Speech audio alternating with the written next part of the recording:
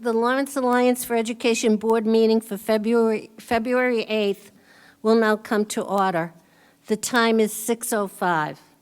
Please rise for the Pledge of Allegiance, and we're asking Mr. Marley to lead us in the pledge. I pledge allegiance to the flag of United States of America and to the republic which stands, one nation, under God, indivisible, with liberty and justice for all.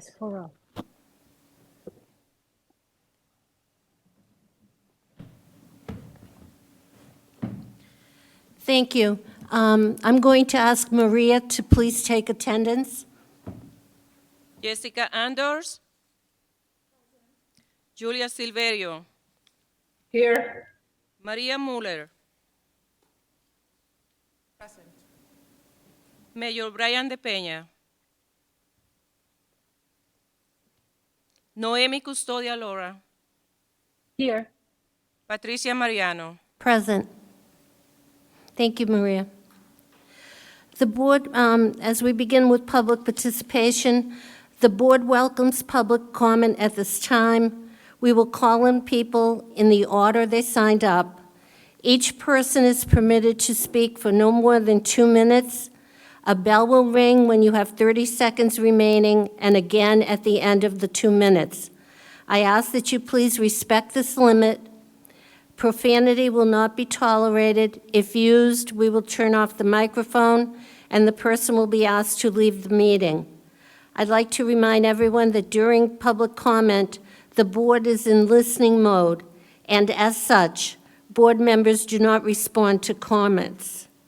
Written public comments may be sent by email to info@lawrenceallianceforeducation.org. no later than 2 o'clock the afternoon of our meeting. I'd like to invite Mr. Marley up. Humayun Mali, 53 Chester Street. Good evening, honorable members. The great leader Nelson Mandela said, education indeed the most powerful weapon to change the world. This change only possible if we support our teachers and their union. Lawrence teachers, thank you for your hard work and thank you for your sacrifices. In this historical moment, we must hire a superintendent who cares about our community and support our teachers and our hardworking paraprofessional and respect our community and our members. Great Horace Mann said, the father of the public education, that education indeed the great social equalizer. Let's find the best leader for Lawrence Public School who support our union, support our teachers and their union. In this year, we pledge support our teachers and our paraprofessional. Thank you. Thank you, Mr. Marley. And that concludes public participation for this evening. Under Chair's report, I would like to take a moment to thank the LPS family for the outpouring of support and kindness shown to me and my family during the recent passing of my husband, Nelson. Your thoughtfulness meant the world to me. And again, thank you so much. I truly, truly appreciate everything you've done for me. Next, I would like to welcome our interim superintendent, Juan Rodriguez, to his first meeting with the board. The board is committed to work alongside you these next few months to support our students, family, and staff. Welcome. Thank you, I appreciate it. At this time, I would like to turn the meeting over to Superintendent Rodriguez for his reports. Thank you, Chair Mariano. We're going to start off with an attendance update. Just briefly before that, I did want to say thank you very much to the LPS operations and facility team over the weekend, as we did have extremely cold temperatures Friday into Saturday. We did have a few issues at a couple of schools that were remediated immediately to allow us to keep school in session Monday for all of our students. We did have a significant number of staff who reported at midnight on Saturday night and into Sunday at both Lawrence High School and the Frost and the Rise School locations, including Joe Cafua, Bob Nato, Fermin Salazar, Alejandro Peña, Dimitrios Karageorgios, Castro Limardo, Emilio Robinson, George Tejera, Miguel Mercedes, Bernardo Lantigua, Fernando Rivera, Chris Bergeron, Orlando Rosario, Francisco Tineo, Richard Fortin, Nick Morris, Pablo Matos, Jose Fernandez, Victor Sanchez, Mario Torres, Delvis Jaime, Felix Garcia, Brantley Hernandez, Carlos Cordones, Kyle Duchesne, Jose Lopez, Jose Vargas, Leandri Jaime, Lynn Bouchain, Hector Pazmino, were some of the folks who reported again at midnight, Saturday night into Sunday to help us make sure that our buildings did not suffer any major damage and were able to be open on Monday. So again, we thank them very much for answering the call when we needed them. I did want to provide another attendance update to the board along with a sample report of what we do for schools, because I know some folks had questions about just attendance in general and chronic absenteeism and kind of what we're trying to do to make sure we get all of our students in school every day. At this point in the year, as of February 3rd, so as of last Friday, we had 13,432 students enrolled in LPS. From this point on till the end of the school year, that number should be pretty stable, as we have done, both of the major enrollment periods historically where we get a lot of enrollments, including late summer, early fall, and also the month of January.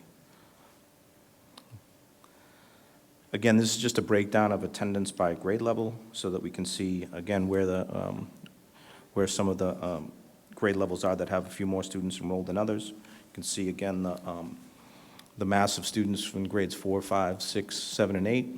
All of those grade levels are over 1,000, as well as first and second grade, over 1,000 students as well. Of all the students that we have enrolled in school, we have over 2,500 students who are classified as special education, over 5,000 students who are classified as multilingual, still learning the English language.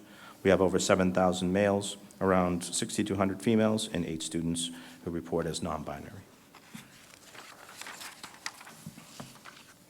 And then just some more attendance metrics. If you see on the last bullet, we run our attendance numbers every 2 weeks and take a look at attendance trends.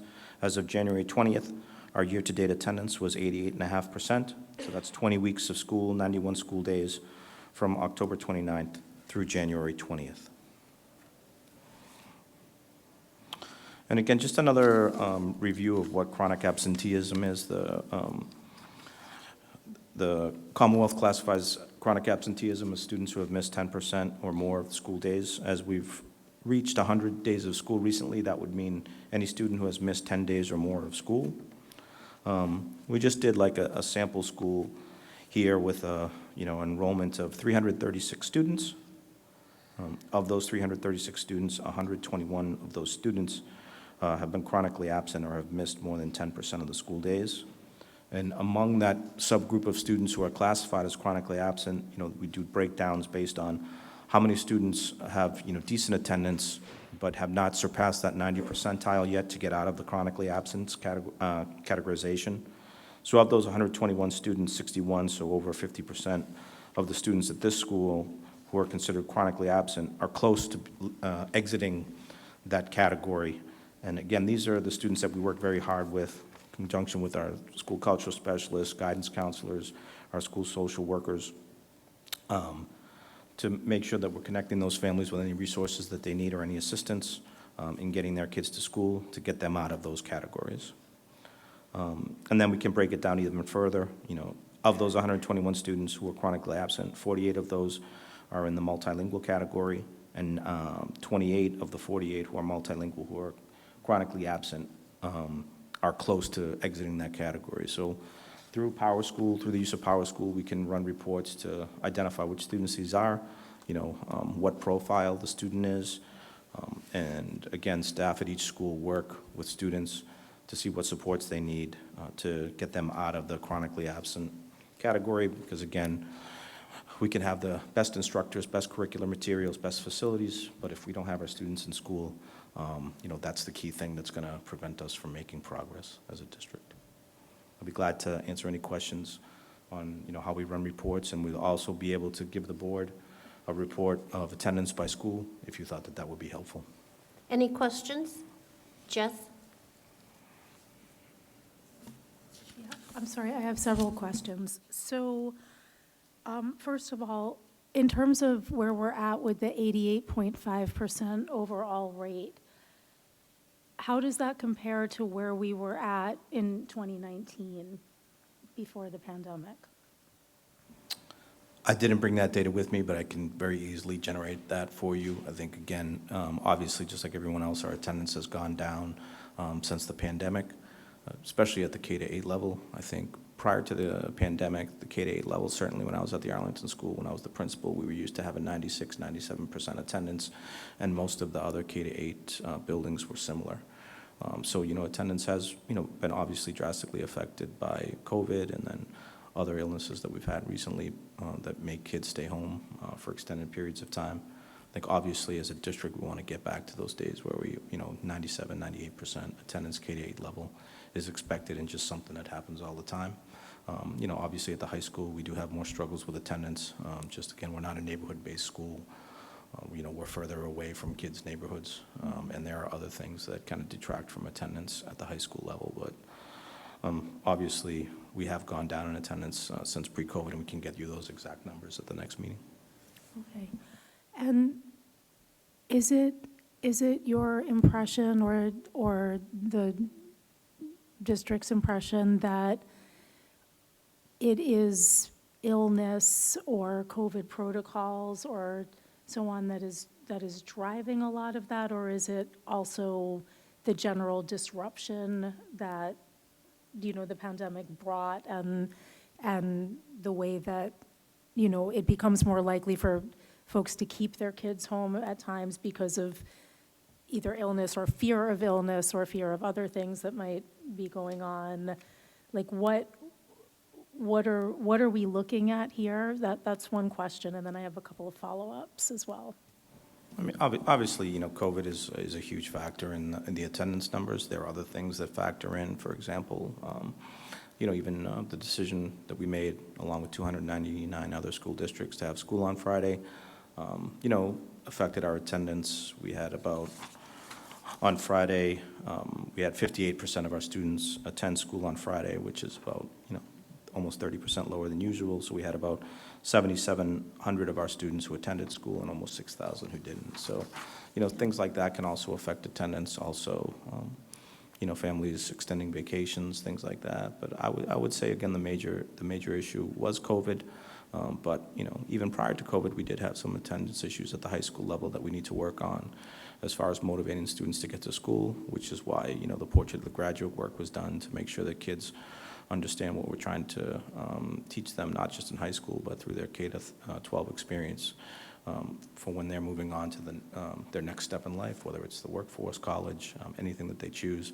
We want to give them these skills, and we want to offer them things in school that excite them, whether it's a pathway course, an athletic team, mock trial, dance, things like that. Those are the other things that motivate students to get to school. So we want to make sure that we're offering that as well, so that so the kids want to be in school. I was glad to hear Lewis's thoughts on that, as he's amongst his peers, and can probably talk to why students are motivated to go to school and maybe some are struggling. I was planning on joining in just when you asked that question. I feel as though the pandemic kind of shifted a lot of things as a student. It tends to be a little bit more easy to make the decision of, oh, maybe I shouldn't go to school today because I'm not feeling well. Maybe I need a day off. And a lot of mental health plays a part of that. And I believe hopefully starting next year, students will start to get back on track to the normal routine. This year has been the first year that we've gone officially without masks. I know last year, towards the ending of the year, we kind of got back into normal things. But I was also thinking, like Mr. Rodriguez said, that maybe providing an incentive program in the sense of, oh, if the school reaches, let's say, 95% attendance, then we should keep promoting special events. At the high school, I can think of sort of prep rallies and stuff like that, or something along those lines that make the students happy to be in school. And maybe my fellow board members can refresh my memory on this, but I feel like we have kind of a combination of things going on, right? In the sense that with school autonomy, every school has some leeway about how to deploy resources to address attendance and chronic absenteeism. And yet, for a while, we were also having a more district-wide push around attendance. And I guess I'm curious as to where some of those efforts stand, and if there are schools that are having more success at bringing the attendance rate back up again, what are the strategies that they're deploying in order to address that? I think reflecting back on the school planning process last year, I believe almost every school had attendance, improving attendance as one of their school goals. And also, strategies behind it include things like Louis was talking about as far as celebration events, but, structurally and, full-time equivalency-wise from a human resources standpoint, family engagement specialists, parent liaisons, school social workers, all are a big part of what all of our schools are doing. And again, there are some schools that are doing pretty well, getting close to the 94, 95% goal that we have for all of our schools. And, we want to make sure that what folks are doing, best practices for what folks are doing as far as attendance outreach, notification of families, bringing families in, for conferences. I was over at the Hennessy School for a visit this past week, and they were kind of walking me through how they do, just attendance matters meetings with their young students, the 3- and 4-year-olds. Again, just to talk to parents about what supports can we offer you to help, keep your child here in school. Here's the nurse's direct line, so you can call the nurse and say, oh, my son or my daughter has a stuffy nose. Should I keep him at home? Should I send him to school? Things like that. Just again, so that families feel comfortable reaching out to the school for guidance on that too, to get information that will help them improve their students' attendance. Yeah, I mean, I would tend to think this is, I can't hear anything. oh, sorry. Here either. I would tend to think, and this is the bias in my perspective, but like doubling down on the investment in family engagement seems like it would really make sense in this context, because it's got to be a sort of whole family endeavor. The families have got to feel connected to the schools and comfortable, dealing with and communicating with school personnel, and that's going to translate into, a better relationship. My And chat is disabled as well, so I can't even send a message. Yeah, me neither. Yeah, mine is the same, disabled. Let me send a text to Pat. Maybe she will see it. We hear you, Naomi. we hear you guys. Can you hear us? Someone should check whether or not the Zoom is muted or not on our end.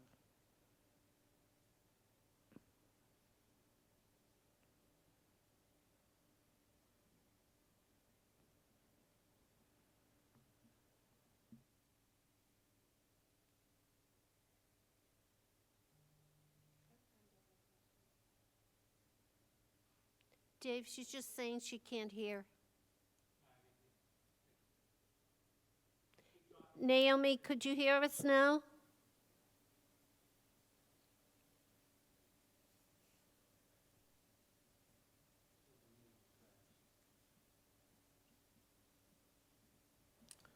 Just to address your final point, I think, definitely attendance is a community issue, right? It's something that we all need to work on. Obviously, the more folks that we have working on it, the better outcomes. But I think, it's definitely a community issue that we need to make sure that we're dedicating enough resources to, and that we're communicating with families in the right way to help them with whatever assistance they need to get their students in school, because everybody wants the best for their kids. Can I share something? It sounds like a very simple strategy, but one of the things for our schools, one of the things we had to do is just literally do wake-up calls, target a number of students that needed a wake-up call every morning, and it sounds at times invasive, because sometimes it was done through like WhatsApp or whatever, social media choice the family has, but it was somewhat effective, and it actually it made the family a little bit closer to the school, and sometimes families are gone by the time the child has to wake up, so it just takes us waking them up. No, I 100% agree on that.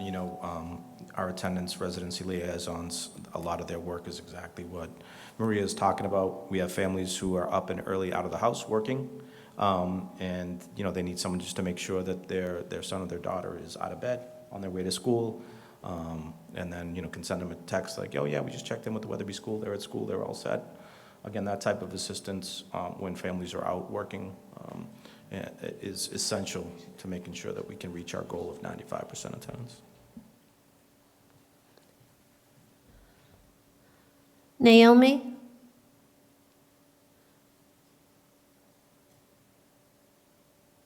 Yes, the only question that I have is a while back, actually before the pandemic, we implemented a new attendance policy.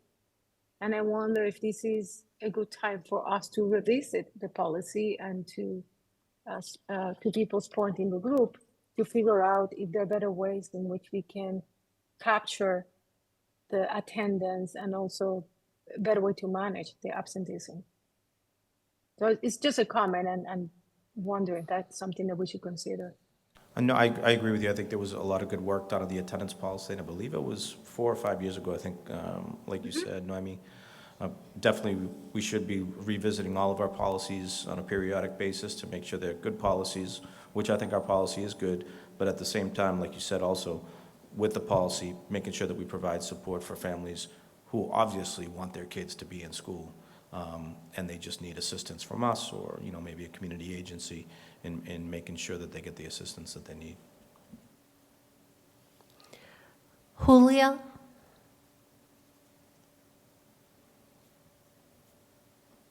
Yes, hi. I'm sorry, I missed most of what was said based on Jess' questions. But one of the concerns I've had of, knowing the community for as long as I've known is that do we have have we ever done an assessment as to how many parents are illiterate that perhaps depends a lot on the students to tell them what's going on? And maybe this is something that the school can take into consideration to figure out, because I'm sure you have a number of students who are, let's say, repeat offenders, for lack of a better word, that continuously are out and absent. And perhaps there are things going on at the house that the school needs to be aware of to figure out ways in which we can help them. So has there ever been an assessment? And I'm sorry, Juan, I know that you just came in as interim superintendent, and welcome.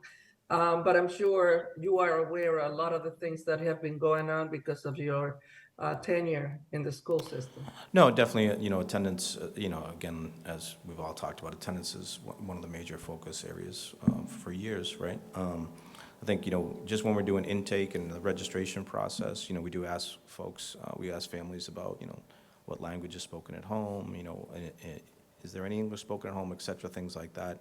So there are definitely, there's definitely data that we could look at about family literacy levels. Also, we do run, English classes for adults at several of our schools, and I believe collecting data is also part of those programs as well.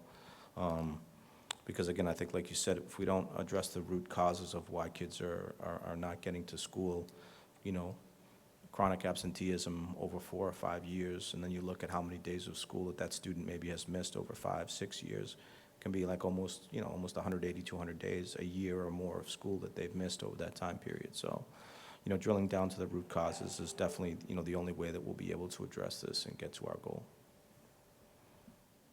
Thank you. And I also would encourage a meeting, like if you do determine that some of these parents are not literate, that you meet with them and explain the importance of attendance in schools.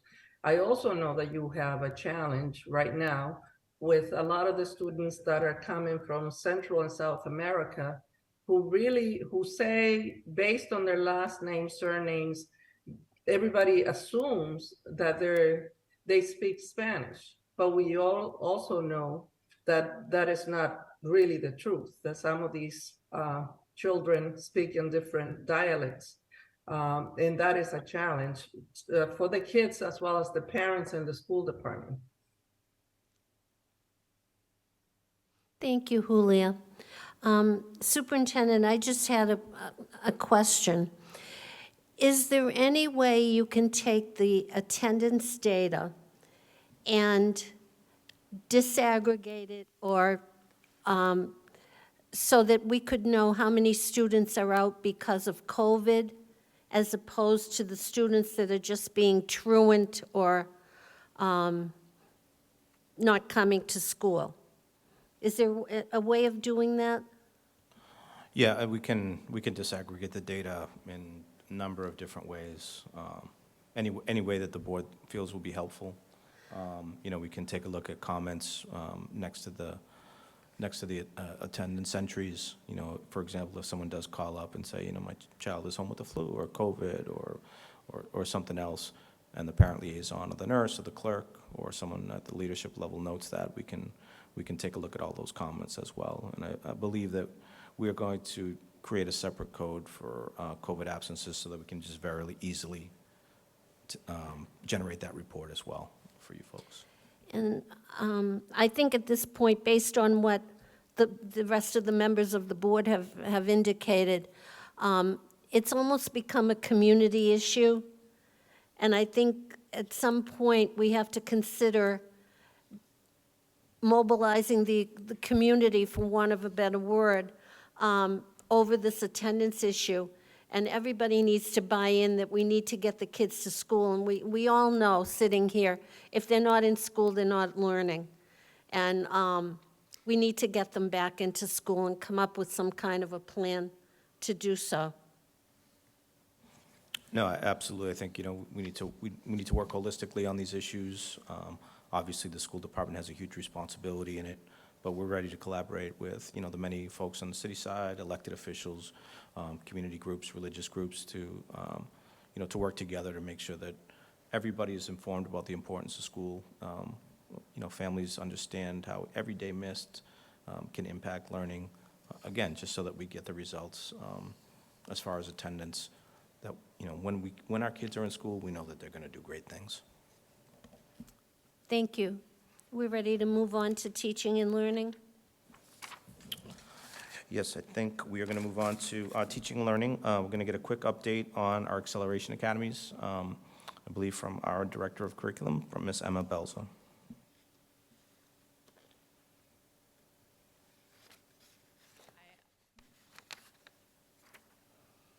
Is it on? Is it good? Excellent. Hi, my name is Emma Belza. Thank you for having me tonight. I'm here to provide an update on Acceleration Academy, which is coming during our February vacation week. So our whole week is grounded in our instructional vision. So we're looking to provide students with relevant and rigorous content. So what that will look like is seeing texts and seeing work that is relevant to their lives and really resonates with them and their own experience. We are also looking to marry that with high quality instructional practices. This is a great opportunity for very targeted and differentiated instruction with small groups of students in order to really push them to think deeply and put some new skills to use. And overall, all of the work students do, we're hoping they take ownership in, and that teachers are designing lessons that allow them to have a lot of discourse and collaboration throughout the week. We'll continue our focus this year on academic and social engagement. So we have, we are continuing to have SEL facilitators at every location. And we're continuing to focus on intensive small group instruction that allows us to really meet each of those students where they are. And we'll continue a focus on learning acceleration, specifically related to their English, language arts, and literacy skills during our February vacation. This year, we're continuing our K-2 programming with teachers and paraprofessionals in every K-2 classroom. And like I said, we're maintaining that focus on social, emotional support for students by continuing to provide those SEL facilitators. And we are also extending our support this year to include additional classes for multilingual learners and additional co-taught sections with special educators. And again, this will be our first of 2 acceleration academies this year. February with a focus on ELA, April moving on to math and science. And at the high school level, there will be credit recovery opportunities for those students. Again, this is 5 days of targeted small group instruction, and we're working to integrate joy into these days for students as well. We have specials going at every school so that they have the chance to come together and really have a really meaningful week that they might not otherwise have.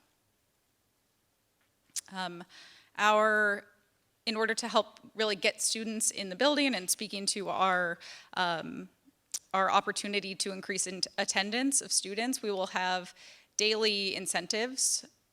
So that will look like either computers or iPads, Bluetooth speakers, Target gift cards for attendance, and the opportunity to win some Red Sox tickets. So we're hoping that those incentives help students feel really excited to come into the building every day. And we'll be continuing to provide transportation for students who receive it during the school year. So this chart will give you a better understanding of the allotment of students at each grade level. So you can see in the second column the number of students that were enrolled as of October 1st, and then the column after that, the number of students allocated to Acceleration Academy. And as you can see in the far column, there's about 20% of students in each of those grade bands who are invited to Acceleration Academy.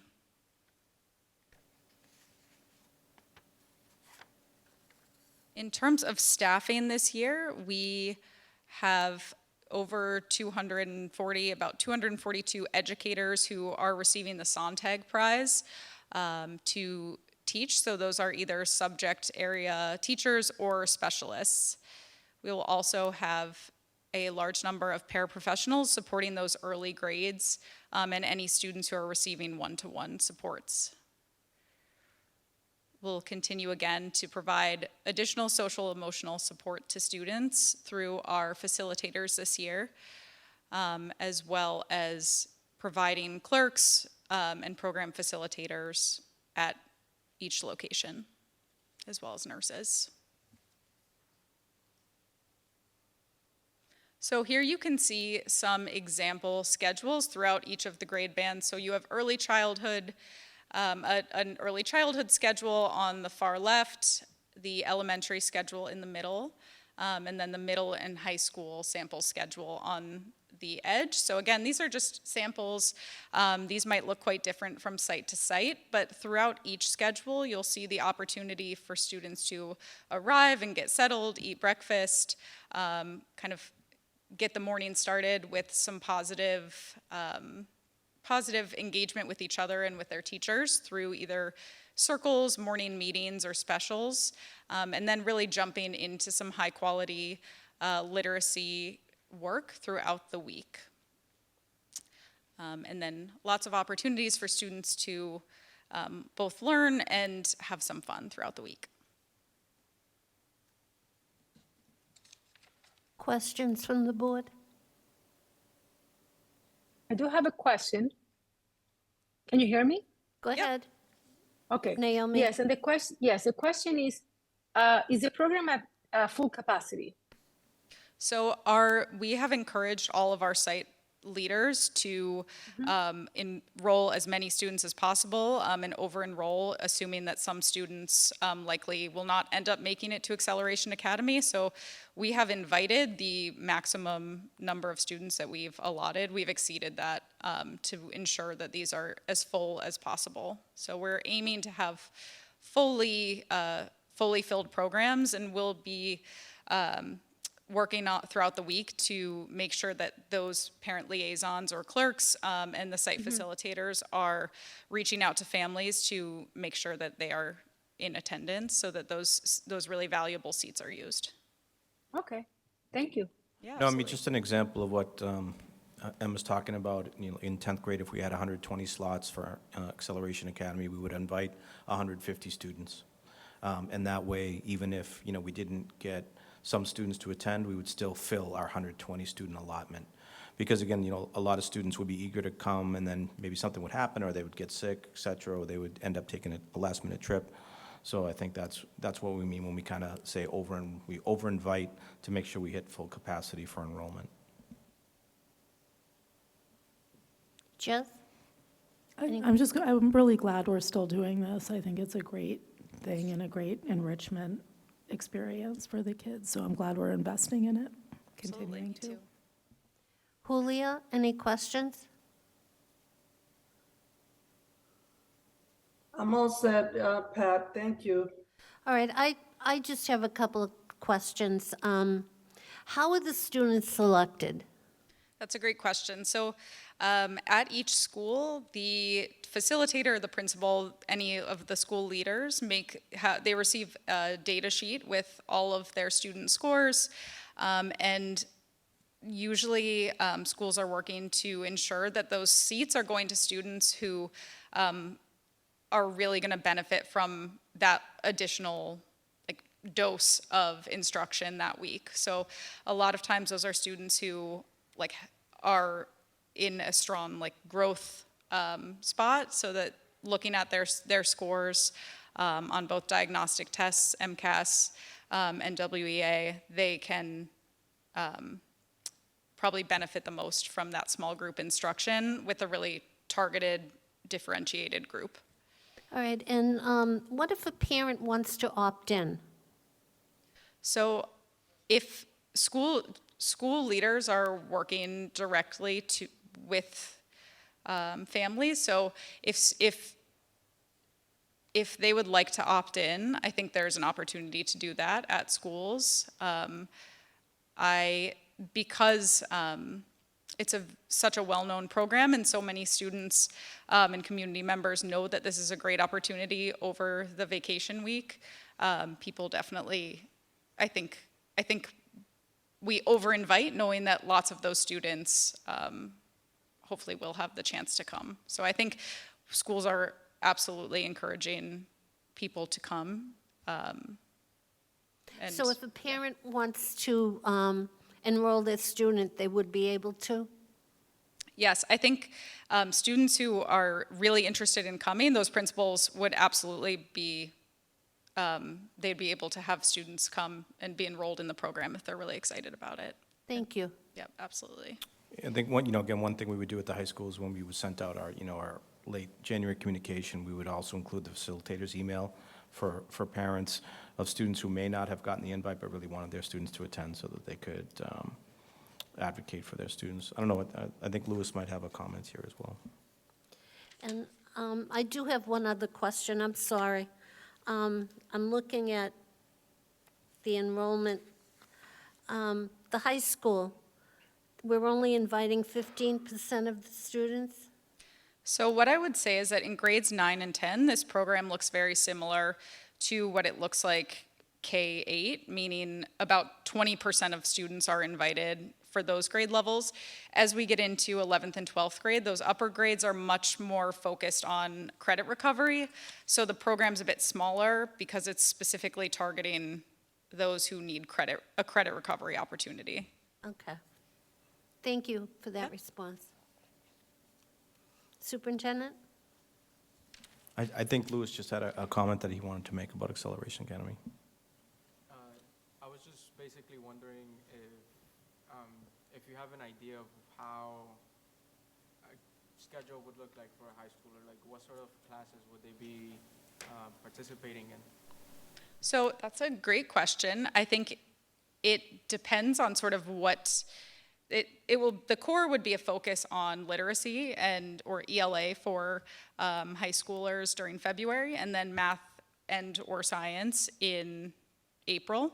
So that would be the core class they're taking throughout the day, and many students are doing a project-based assignment throughout that week. So they're really applying all of those language skills to create something that they can feel a lot of ownership over and is of high interest to them. So I think that might be what it looks like in class. And then depending on what teachers are working that week in terms of enrichment or like elective courses, they would have a unique opportunity to engage with that electives teacher for the week. And so I was thinking if one of your goals is to promote ownership, student ownership of their work, if you have any sort of like projects where students can create like a poster board or something like that we can hang up on the hallways, that would be great. Because I know LHS tends to be a little dull when it comes to decorations. I know recently we started decorating the halls with all the trophies that our sports teams have won, and hopefully some of those projects could be showcased there as well. I think that's a great idea. As a former high school history teacher, I definitely remember what those hallways look like. So I think that that's an excellent idea, and I'm definitely going to talk to the facilitators at the high school and make sure that they hear that, because I think it would be great if, like, when everyone comes back in after vacation, the walls are full of this awesome learning that students have done. I think that's an excellent idea. Thank you. Thank you. All right, we're ready to move on, Superintendent? Yeah, I think, sorry. Our Deputy Superintendent, Melissa Spanish, is going to give the next update on SQRs that are ongoing in the district at this time. Hi, good evening. I said to Chris, is that blurry to you? He said no, so I said, I think I need to go get glasses, but I can see it. Great. So I'm here to kind of orient you to what's going on right now. It started right when we came back from winter break, where 30 schools are going through the school quality review process. So I'm going to give you an overview of that. What is the school quality review? It's truly a process. Right now we're in our third year for all of our schools. There was a small pilot of 5 schools who were in their 4th year. So we're well into this and having some longitudinal data, which is part of it being a process. So it looks at how schools are organized to support really students getting the best learning and moving their outcomes. It's designed to support, oh, can you go back, please? It's designed to support schools to engage in really key practices. The rubric has 11 indicators that are correlated with moving student achievement, and that rubric is really research-based. The organization reads a lot. It's very much a rigorous rubric. Go ahead, Dave, thanks. A snapshot of what that kind of looks like. The school has an opportunity to share artifacts. It's been amazing what our principals have been doing in terms of like organizing many artifacts that show a deeper view into the school.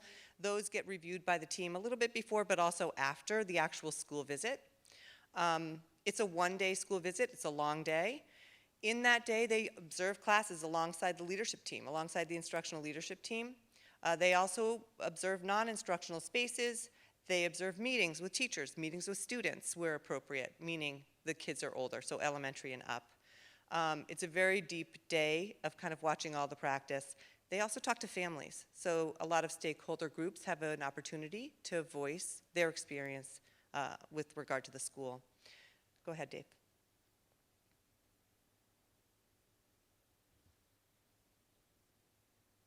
Go ahead. Thanks.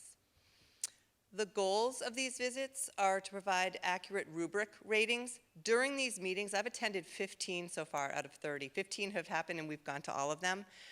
They're about an hour long. They don't say what the ratings are, so I can't sit here and give you a summary of kind of where we've moved. But I could tell you that there's been a stunning amount of kind of progress and a narrative around our schools really attending to the action steps that were in their prior year reports, and moving the needle. That is what I'm hearing from these 15, which is half that I've participated in so far. So eventually, in about 30 days, and by the end of May for sure for all schools, we will receive those rubric ratings, and we'll be able to kind of see where the schools have moved according to that structure. They also provide concrete, really actionable recommendations. So every school gets 2 strength areas and 2 or 3 action or focus areas, and there's like at least 3 action steps there. Most of our schools are taking those and literally inserting them into the goals of school planning. So we're starting to see this cohesion with these reports informing our planning for the next year. And this last bullet is really important. It's about providing high quality and high leverage professional development. So this day where folks are participating and hearing, and then they have this hour-long session with feedback, it's intended to help that leadership team, all the stakeholders in the school, hear and think about how to move the school forward. So it's considered PD for that team that day. It's very strengths-based. They start out with what they call happy highlights. They're definitely talking about coming from positions of strength even to move on those focus areas, and I think that's what makes it a really credible process for our schools. They're very receptive and it's highly credible. And it's focused on continual improvement. Like I said, it's our 3rd year for most of our schools, and I think that the team that does these SQRs draws threads from the prior year, so they don't feel like a la carte or very different year to year. They're a definite thread, which I think is appreciated by the schools. It's agnostic on approach. What that means is the rubric doesn't matter what curriculum a school uses, so it's in line with kind of our values around autonomy. It also doesn't matter what vision a school may set for how their students learn best. What matters is that there's coherence across the school and across all the stakeholders, families, students, teachers, leaders, are all sort of saying the same thing. This is the vision for this school. And this is how it happens and how it gets lifted through instruction. And so that rubric allows for that being agnostic or not mattering what the detail is in terms of vision or curriculum. Go ahead. This is kind of an example of the rubric. Like I said, there's 11 indicators. The first 3 are around the instructional core. The next bucket is around school culture, so positive learning environment. We do great on that one, and high expectations. And then the last 6 to 11 are all around structures and systems for improvement. You see the 2 that are highlighted because those are really areas we're focusing on and putting a lot of energy and PD into this year. I presented on the LLCCs earlier in the year. They're thriving. Those were aimed directly at pedagogy as well as on teacher support and supervision or coaching. So those are the ones we've been really pushing this year through our PD. This is just a snapshot of like a little bit of the timeline and some important information. The overall review window started, I think, January 5th, and it goes through April 8th. So there's 30 of these visits, many every week. The evidence gathering was a full day, usually 8 to 5, sometimes later or earlier. And the reviewer will reach out about 3 weeks ahead of time, and it's a very collaborative process to set the agenda for the school. The school does it based on their systems, their structures, when their parents can meet, their students can meet, and there's guidance from the reviewer. And then the ratings and summary report come, about a month later, but they're on a rolling basis. And that's it. So we're really excited. It's our 3rd year, and it's well underway with a lot of great momentum. Questions? Go ahead, Jess. Okay. Whoa, that was dramatic. Can we go back to the slide that has the highlights under pedagogy and teacher supervision and support? Because I remember those things from when we did the last round of it. Those were some of the key areas of focus, right? Those were some of the weaker areas here. Correct. So I think it's, yeah, there we go. Can you talk to us a little bit, in a little bit more detail, like what is happening around pedagogy and the process of like helping individual schools develop a pedagogy and a vision and framework around learning? And then I would also love to know a little more specifics around what's happening around teacher support and supervision, because I feel, and any teachers out there should correct me if I'm wrong, but I feel like sometimes there's this feeling that like teachers get inundated with a lot of like flavor of the month professional development and less like deep ongoing skill building work that really supports them in the classroom. So Yeah, I'm happy to go into all that. I also hope that the approach we've taken this year really changes that narrative, if it existed before, because I think this has been really deeply and intentionally focused on not having a la carte, but instead having a really deliberate, intentional response to data program. So what happened is in the summer, we literally read 30 reports. They're long, but they're really exciting if you're kind of nerdy like me. So we read it, and what we found, we really broke down what the pedagogy indicator was looking for. And this is what we figured out. One, schools had to establish their vision. This is like established not by the leader, but by the leader, the teachers, the TLTs, the students. They talk about what is it like to be a learner here at this school. And from there, they choose 3-ish for a year or two, what the instructional strategies they want to focus on that will lift that vision, what will make that come alive. So if a school's vision includes that students learn best by talking to one another, then probably an instructional strategy, and it has to be research-based, would be academic discourse is going to be something we focus on, that kids are talking to each other about the academics. So they usually have 3 of those. The next thing is that there has to be PD. We have to give professional development to teachers around what that looks like, and then we have to coach them on it. So that's been an integral piece of that. And the last piece is that we have to see it coherently across all classrooms. The professional development series we put together on that chunked those kind of 4 pieces into 2.5-hour sessions, front-loaded in the year, so 1 in August, I think it was, maybe it was September, October, November, December. Where literally we did sessions on those, very differentiated, in groups of 3 schools each. So we had 7 cohorts of 3 schools each, 25 schools total, that were working together. We had 99% approval ratings from them. They loved them, and I think it was immediately actionable. And so that's the main work of pedagogy, was kind of helping them lift their own vision, helping them define their own instructional strategies. And then going into the classrooms, we did 25 learning walks in the schools to give them feedback on how that was going. So that's the pedagogy side. Hopefully I didn't go too quickly through that. I'm happy to talk forever on that. In terms of Indicator 8, you kind of heard me talk about some intentionality around coaching structures related to the vision and the instructional strategies that they were working on. But that piece also has to do with setting up where coaching responsibility sits in a building. So some of our buildings have just 2 admin sharing a load. It could be a small school. Some have that and coaches or peers. They all do it a little bit differently, and the teachers sort of discuss what's going to work for them. But the point is that most people, all teachers should be getting coaching cycles every 3 weeks. That is not a coaching cycle that sits in Teach Point as evaluation. It's more embedded in like a safe space to discuss the development of the teaching practice. So we've actually added a lot of supports there. We've hired some vendors to assist us with that work, which has been very, very well received, as well as doing some work internally. So I think I'm hearing a lot of progress on that, teaching, coaching, and supervision in these SQRs that I've been attending also. thank you. Yeah, sure. Louis? I just wanted to mention, from the perspective of a student, I was interviewed, I think on Tuesday, so yesterday, at LHS by the SQR people who came in and wanted to talk to students.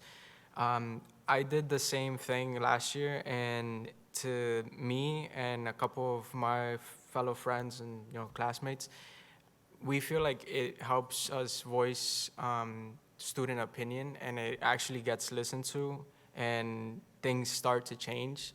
It doesn't feel like it's something that, oh, you're just saying this and then it's gonna get put in like in a box and not worked on. You know what I mean? It feels like it's actually helping improve, at least from what I'm seeing in LHS and like the community all throughout the school and all that. I really appreciate that. That's like a first-person testimony, which I actually haven't talked to a student who participated, so I am grateful to hear that. I'll also mention just context. In these sessions, if there's a disconnect between what teachers are saying and students, or parents and students, or parents, name any stakeholder, if there's a disconnect, that's highlighted as concern. I don't hear that very much, so that's good because this means we're kind of all talking about the same thing. But if there is, on the rare occasion, it's a good data point for schools to know and to set an action step around. So thanks for that. Maria? So this is really great. I just I would love to see attendance as a priority at every school.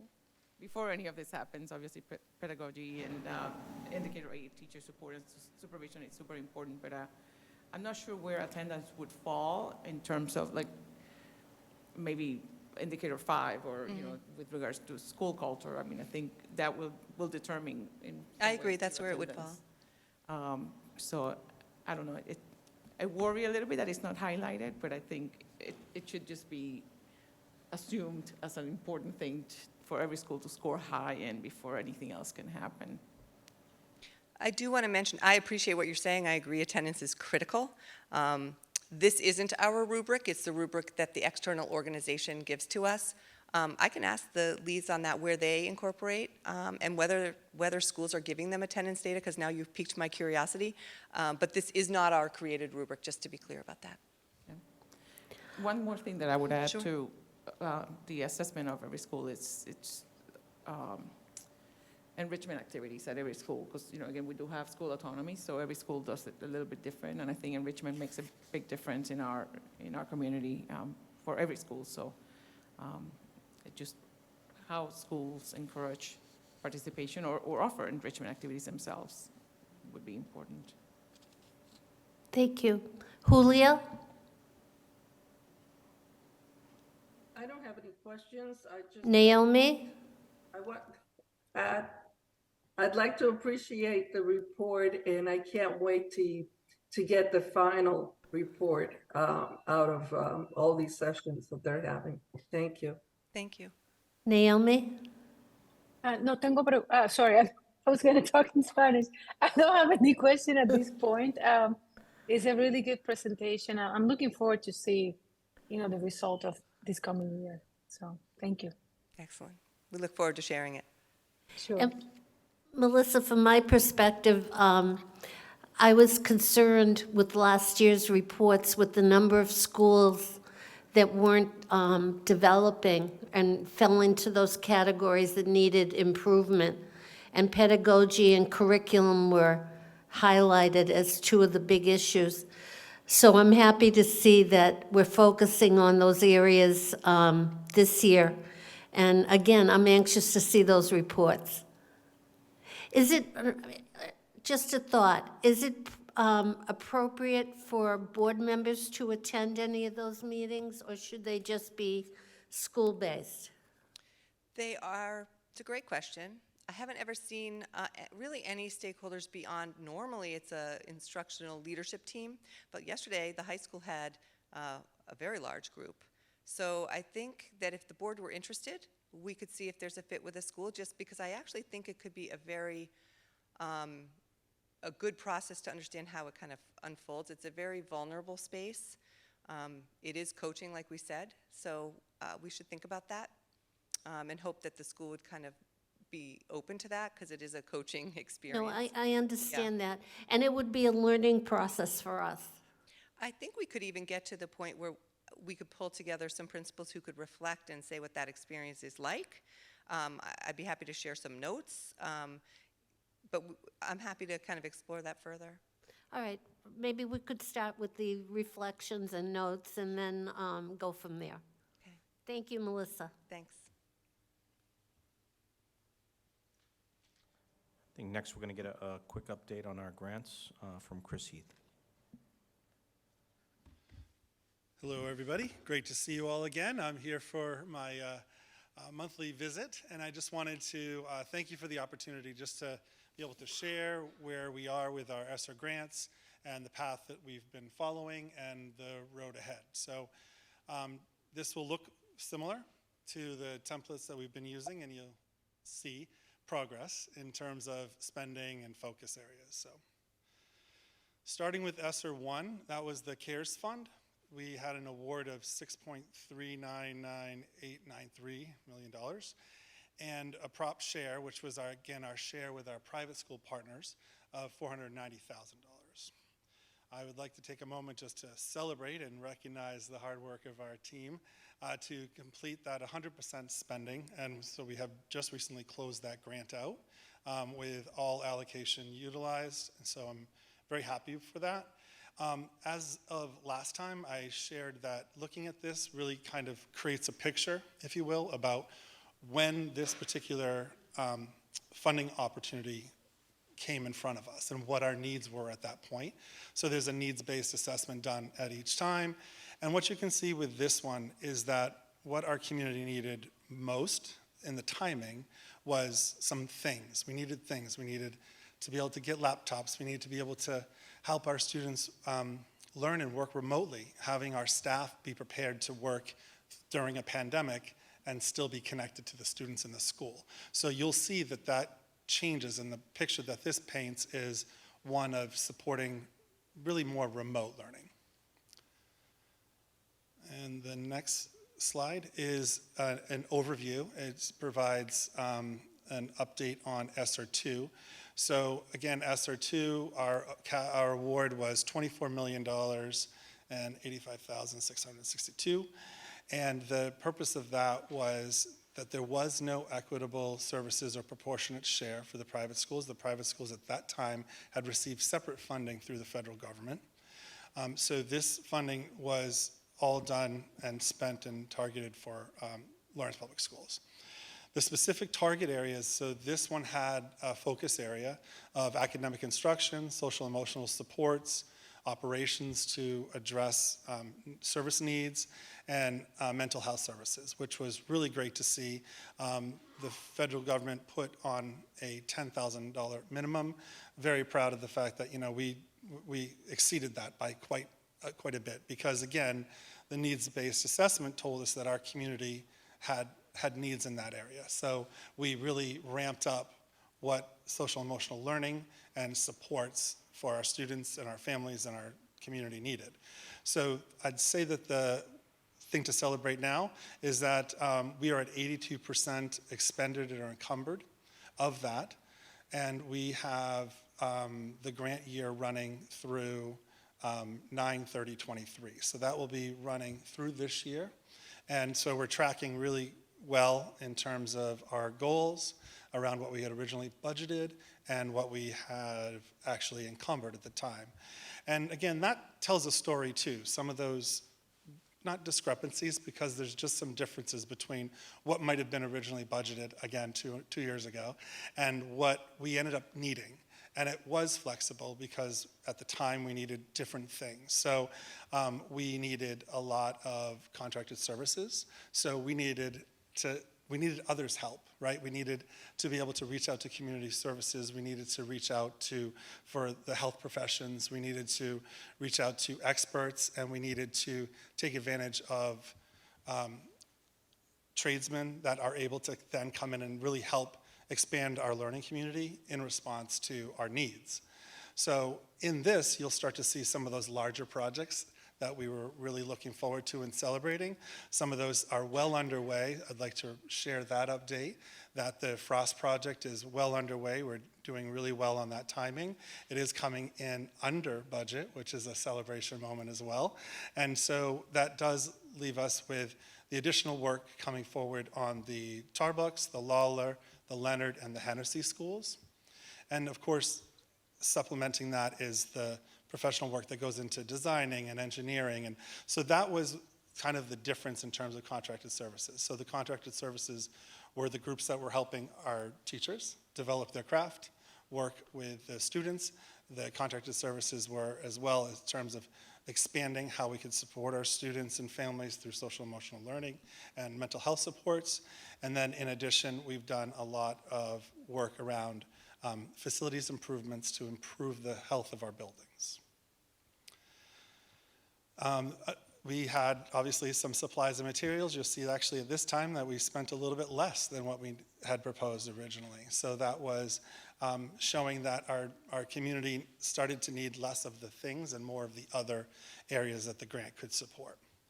And finally, some of the costs are moving into transportation for our students. Again, this was a time and place where everyone's out and learning more in our community. The communities of the schools are coming together again, and what they needed was to be able to support the students while they're in the schools and expand and support the learning in place. All right. And so again, I think I mentioned it, but again, we're 82% with ESSER 2 grant.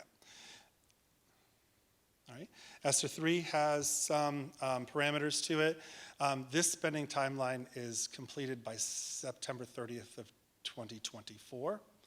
The original allotment was $54,108,599. The purpose of this ESSER 3 mirrored a lot of ESSER 2, in which it was supporting academics, social emotional learning, mental health, and as well, this one had a minimum threshold of supporting learning loss through interventions. Again, when you look at our budget, we really exceeded what 20% would look like that I was able to allocate in that area, obviously because that's what our community feels that our students needed most, was to be able to receive direct services. It was really nice to have Emma present tonight as well, because she was able to talk about one of the opportunities that did receive a large portion of funding, and that's our Acceleration Academies. That has taken place last year, funded fully and expanded last year, and as well as our summer learning programs. So we really kind of blew the lid off our summer programs in terms of the number of students that we were trying to get and the number of students that we were supporting and the kinds of opportunities that they had during the summer program days. And so the plan for that is to continue, obviously, through Acceleration Academies this year, well into the next year's summer program, and then through the 24 school year as well, with those robust support programs. All right. And I just want to make a point here that this template supported sharing ideas with you. There was some feedback at our last meeting that you were hoping to get the categorizing or description of the expense was kind of put into a bucket and under a theme, and it was asked that it might be valuable to kind of peel the layer back and see what might actually be true expenditures and where it kind of fit and populated those buckets. So that was the supplemental piece that I added today. It was added to your materials for today. And that was really a pure snapshot of what procurement looked like in the last 3 months. And I tried to break it down into some information that's really more easier to access. So I put in some comments in some of those expenditures that will speak a little bit more plain language to what it might be. But I do want to just highlight some of the important elements here. We are 23% spent at this point, and that is, sounds like not a lot, but when you think about the amount of money and the work that's been able to happen because of it, it's really, I'm very comfortable with where we are on that point, leaving, of course, space for the great work that is planned ahead, like our summer academies and our vacation work and the large-scale projects that are underway to improve the health of our buildings. So you'll see in there under, again, the story that this might tell is expanding and deepening some of the pieces that have gone on now and continuing it. So there's things in ESSER 1 that through leadership was decided to continue and further in ESSER 3. There's some things when you look back on ESSER 1 that were just at the time and just at the moment, and that's what was needed in our community. And so that doesn't find a place in ESSER 3. Hope that kind of helps. Questions? Jess? No, this is really good to see kind of it's good to see it that we're spending it well, and also all good to see the evolution. You know, I'm recognizing that we had to spend a lot of the first grant on the hard stuff, but then we really moved towards the stipends and the social and emotional support and the mental health and so on. I guess, I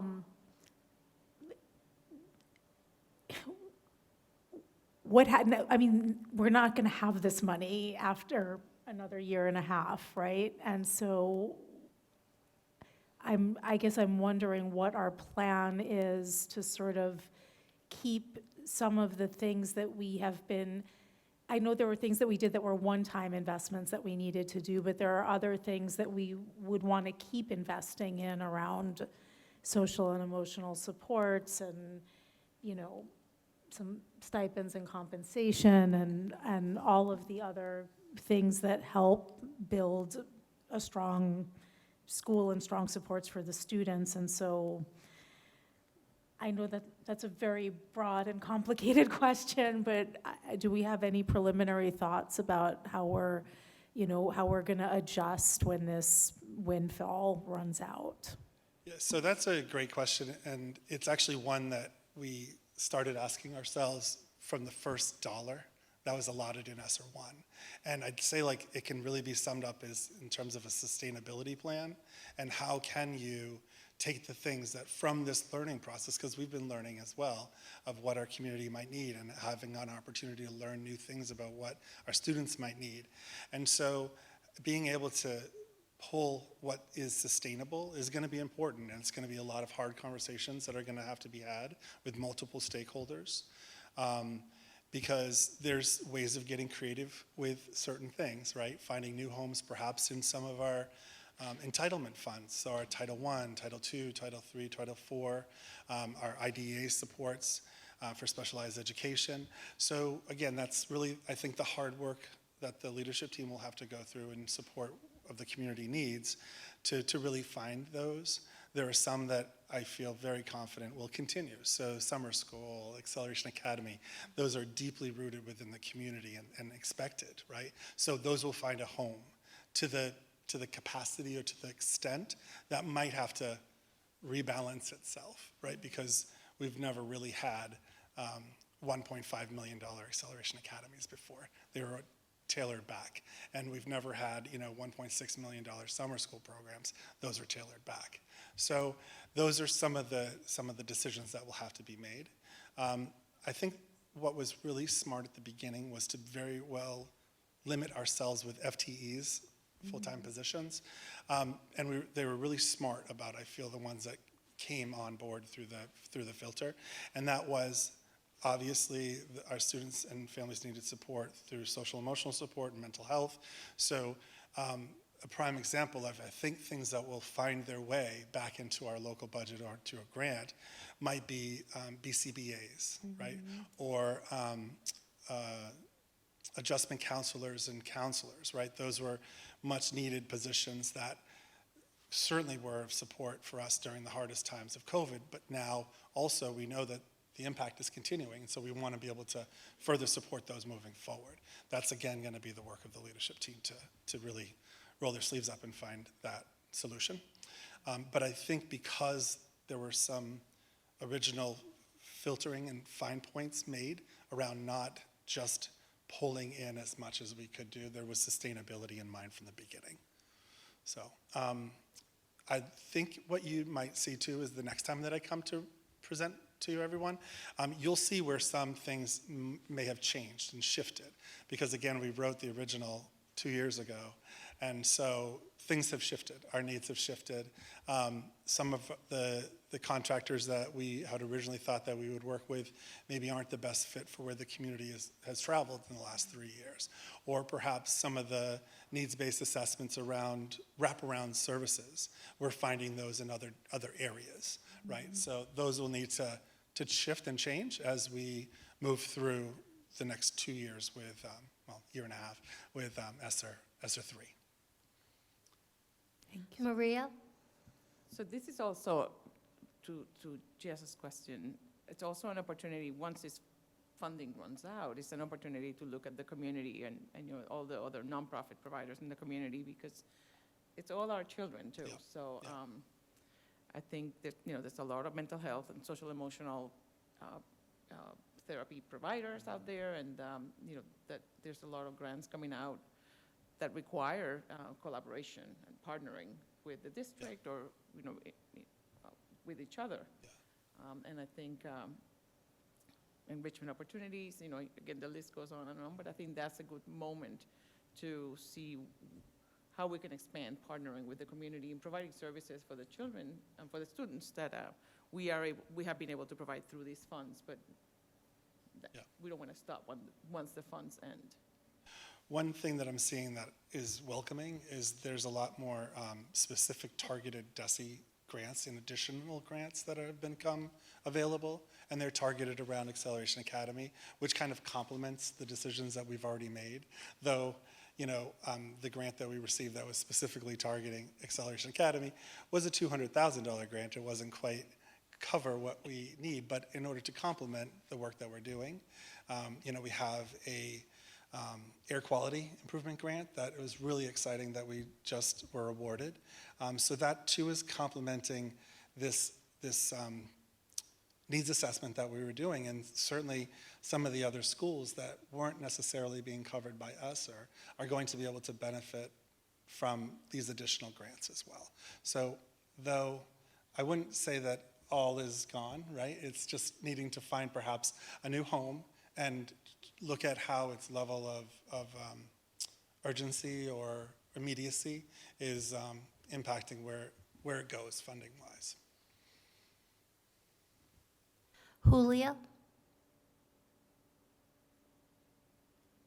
I'm all set, Pat. Thank you so much for the report. Naomi? Yes, my question is similar to what Jess and Maria were mentioning, and I'm glad that you guys are already thinking about a transition plan or sustainability plan. But my question is, are you guys already working on that? Because it will take probably a full year just to do the planning and get the right partners and figure out how you're going to allocate things. So I hope that if you haven't started, I hope you start soon. And then with that, I would like to see, from time to time during this meeting, a report on how that plan is going. I think that's a great idea, and yes, those conversations have been happening. They've been happening along the way, and I know that they'll continue and probably happen in more intensity as we move forward.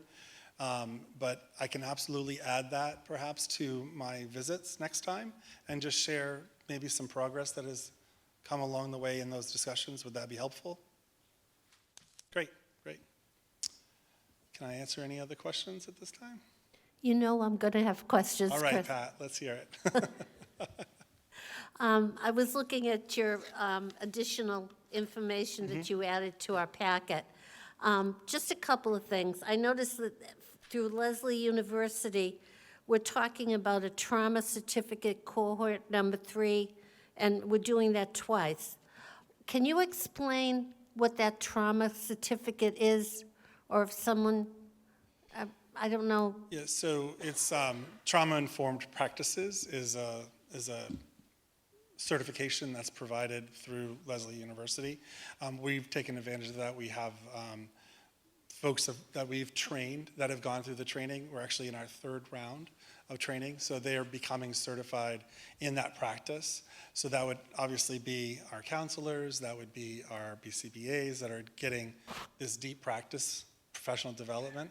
Now, did you say how many were trained? I don't have that number for you, Pat. I could find that number for you. I just found that fascinating and thought it would be very important for our district. The work is very relevant, and it's very appreciated. I feel like it's been very welcome with those practitioners within the buildings that are learning it and using it. So, All right, and also through Epstein and Cereso Education Consultants, they're listed as professional development coaching and SU. What is SU? SU. That was just cut off. Sorry, that is this was an Excel report. So what's missing is the second part of curriculum development, coaching, and sure. It's probably supervision. Oh, Could you come up to the microphone, please, Melissa? I'm sorry. It's my old age. What can I say? They are one of the people that we work with on coaching and supervision. I'm guessing the SU is for supervision, I'm not sure. So that's what they do. They do a lot of our coaching with our new teachers who come in. They provide PD and job-embedded coaching, as well as coaching of our coaches. And so they're very embedded in our schools to support that indicator 8. All right, and maybe, Melissa, you could answer my last question. The Wilson Language Training Corporation, I see that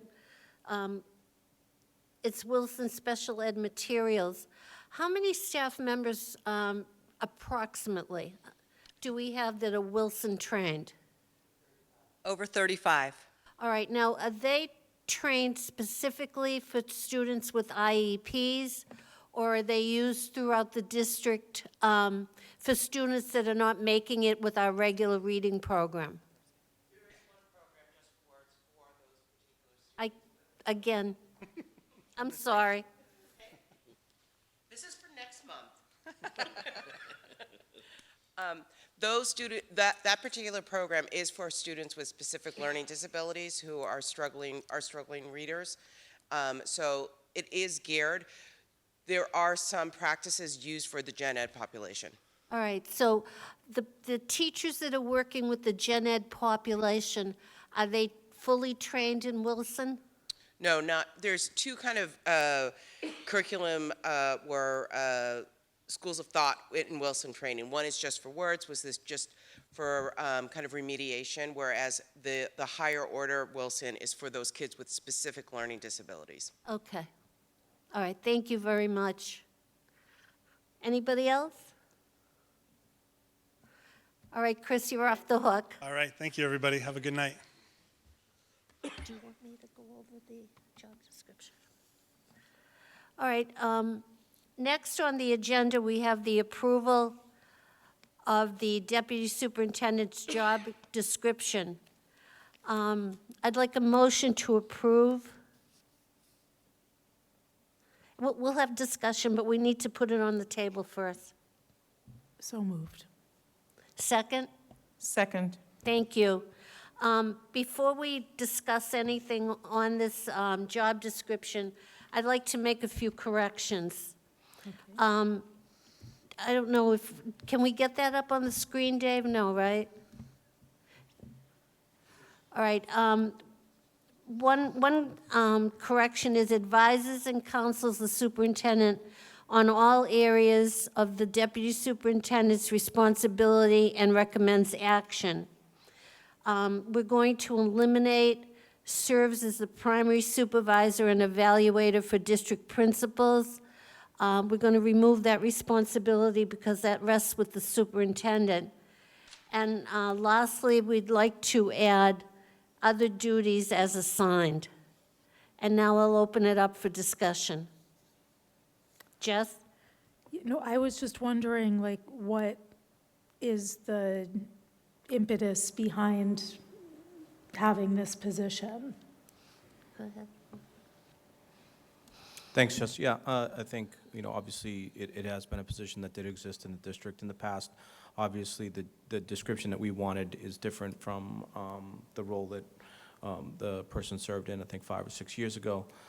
The focus, obviously, is to make sure that we're amplifying the importance and the focus on teaching and learning for all of our kids.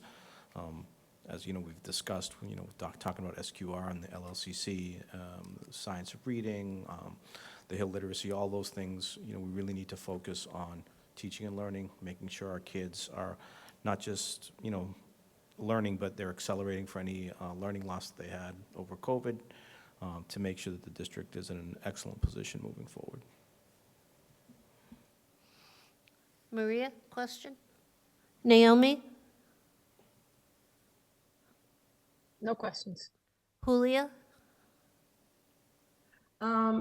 This is the first that I hear about this position. I haven't really had an opportunity to look over the job description, but I guess my question is similar to Jess. This is something that is coming up right now where we will be shortly looking to hire a new superintendent. And I just don't understand the reasoning behind it at this time. I think that's a key point, Julio, what you made about, the search process, whatever form that takes, and whenever the new superintendent comes on board. I think, that this position will be critical to assist whoever the new superintendent is in the onboarding process, and to provide them with someone who has a very focused lens on teaching and learning, to make sure as the new superintendent, whoever it is coming in, their entry plan in the district, that there is someone who is focusing on teaching and learning while the new superintendent is out meeting community members, is out visiting schools, is out talking to students, doing other such things, that we do have someone who has a laser-like focus on teaching and learning, to make sure that the new superintendent can onboard in a way that they can make themselves known to the community without losing focus on teaching and learning. Julia, all set? Thank you, Juan. I appreciate that. Who thought of this position, of having this position back on? I thought it was definitely a critical position, again, not just for the new superintendent, but for myself to be able, obviously I'm very comfortable talking about curriculum instruction and looking at assessment and things like that. But again, a lot of my work the first couple weeks has been to make sure that I'm very visible in the community. I'm meeting with folks. I'm out at various local community events, not just during the school week, but over the weekend. And allowing me to do that, like I said, and having someone on staff who is focusing on all the SQR visits, reading all the SQR reports, looking at Dibble's data, overseeing the Office of Assessment as principals need to get ready for MCAS testing and things like that. So that's why I thought it was a critical position, again, not just for the new incoming superintendent, but also for the district in general during this interim period.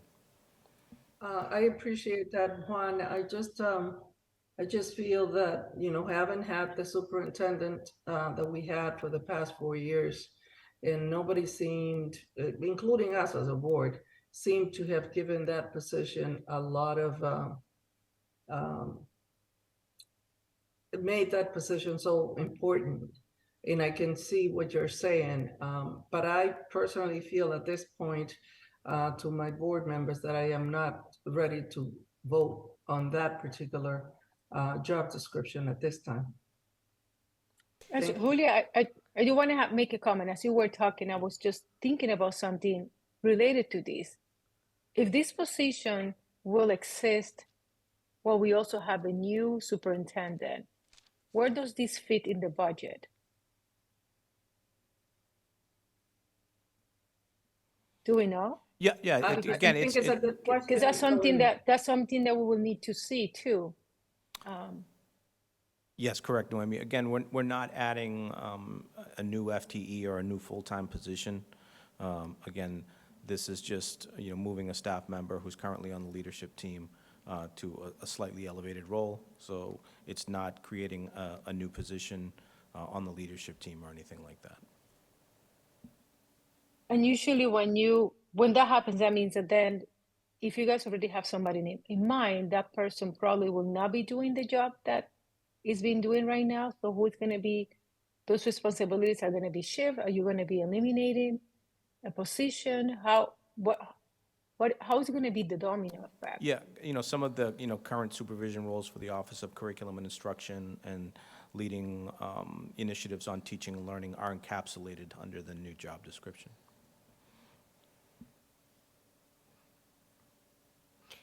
If I could add my perspective on this, I believe the board members know how I feel about curriculum and instruction, and the fact that this district has been lacking a focus on curriculum and instruction for a long time.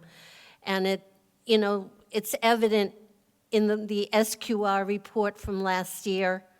It's evident in our assessment data. And I think it's time, yes, we have an interim superintendent, but it's also time that as a board, we look at curriculum instruction and how the students are learning, and that should be our focus. And I think this position is going to support the schools, support the kids, and move us forward. I have confidence in the whole idea of someone focusing on curriculum, and we can only get better from this. So I urge the board members to consider this position as crucial at this moment for our district. Can I? Yes, Jess?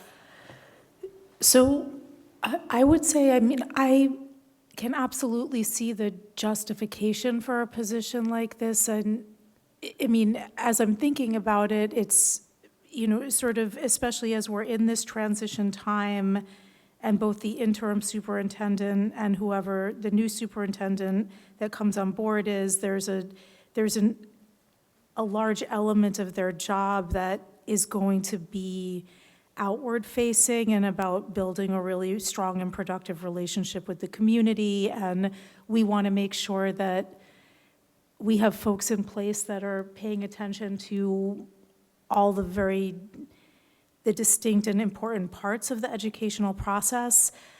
I guess for me, what would actually be really helpful is, as I was reading this, my first reaction was like, well, but isn't this what the superintendent does? And then I realized that that is a lot to put on one person's plate, and yet it would be helpful to see a breakdown of, like, not just this job description in isolation, but how to, like, where does this, like, what's the superintendent's job description, this deputy superintendent's job description, and then the rest of the leadership team, so that we can understand how those are functioning as a cohesive whole in terms of paying attention to everything that needs to be done in the district. That's just one thing that would be helpful to me in this process. Okay, and I think we can provide that information for us, correct, Superintendent? Yeah, absolutely. I mean, we have job descriptions for everybody on the leadership team, and also we can give you real-world examples of, you know, what that means in everyday, you know, school operations. Right. Pat, if I may? Yes, Maria? It seems that this particular position was not discussed previously. And maybe that's why we are having such a hard time with approving a job description that we haven't, for a position that we haven't really discussed in the past. And for that purpose, in realizing the importance of it, of course, the same way that everybody else does, I'd like to say, why don't we table this until we have a full discussion on the duties and responsibility of this person and the questions that we have, like what Noemi just asked. We have to take a look at the budget, and we have to know exactly how this is going to affect the other person serving on this position. Is there already a person that you have in mind that is going to be placed in this position? I don't think the board has been given enough information for us to approve a document that we have not discussed. So my suggestion would be to table that matter. All right, I second that. any further discussion? Maria? Just to share my perspective, I mean, the same way Pat feels about curriculum instruction, I feel about the importance of the superintendent to have, you know, to prioritize his external facing work. I think, you know, it's really important for him to do work in the community and to just be the face of our schools. And I do think it's a lot to ask. So I am in agreement with the benefits that this position brings to the district. I do agree with Julia that we didn't discuss this in advance, and I think it would be helpful just to all be on the same page. But I am excited about the position nevertheless, because I do feel like it will allow the superintendent to work on many things that our superintendents have not been allowed to work on because of lack of time and having different priorities. I also feel ultimately that it is the superintendent's accountability. He will be accountable ultimately for the work that this deputy superintendent person will do, obviously. So in a way, I still see it, the things that this new person will do as his responsibilities, but he's ultimately accountable for it. But I do feel like he would need help in order to address the community issues. All right, I understand what the board members are saying, and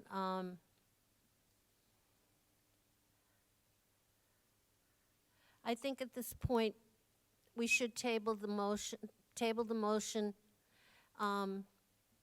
so that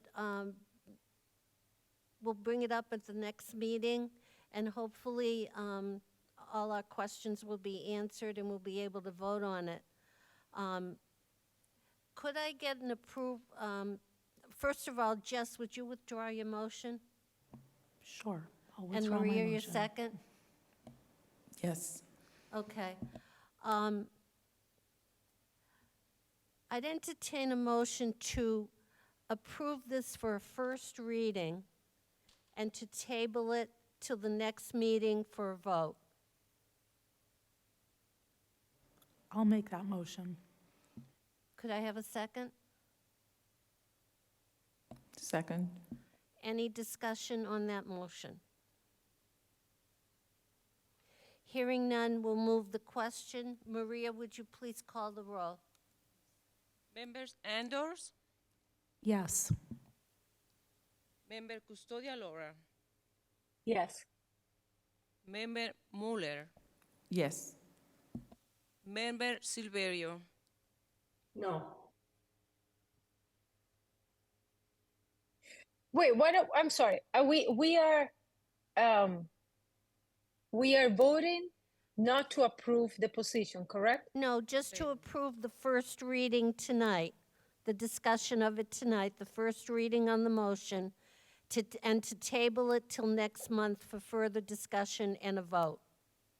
And what does it mean to approve the first reading? That we've read it and we've discussed it. And we'll bring further information to the next meeting. And it means that at the next meeting, if we have questions about the job description, they can still be changed, correct? Yes, we can discuss it at the next meeting. And Okay. then ultimately, if our questions are answered, we can call for a vote. Okay. Your vote, Naomi? Yes, okay. Chair Mariano, Yes. Vote passes. Thank you. All right, next item on the agenda, I'll entertain a motion to approve the minutes of the December 14th meeting. Would someone make a motion to approve them? So moved. Thank you, Julia. Second? Second. Jess? Thank you.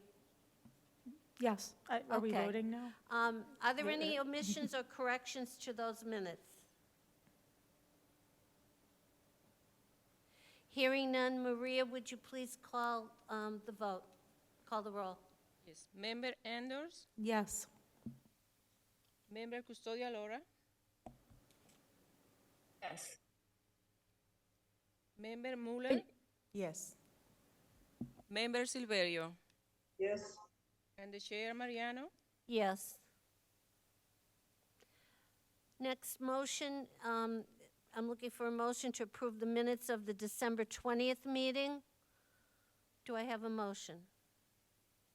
So moved. Thank you, Julia. Second? Second. Second? Thank you. Are there any omissions or corrections to those minutes? Hearing none, Maria, would you please call the question? Yes. Call the roll. Member Andors, I'm going to abstain because I was not at the December 20th meeting. Member Custodia Laura, Yes? Member Muller, Yes. Member Silverio, Yes. Chair Mariano. Yes. Motion passes. Thank you. And finally, I'll entertain a motion to adjourn. So moved. Thank you, Jess. Second? Second. Okay, Julia, thank you from a distance. Maria, please call the roll. Yes. Member Anders, Yes. Member Custodia Laura, Yes. Member Mueller, Yes. Member Silverio, Yes. Chair Mariano. Yes. Thank you all for being here, and good night.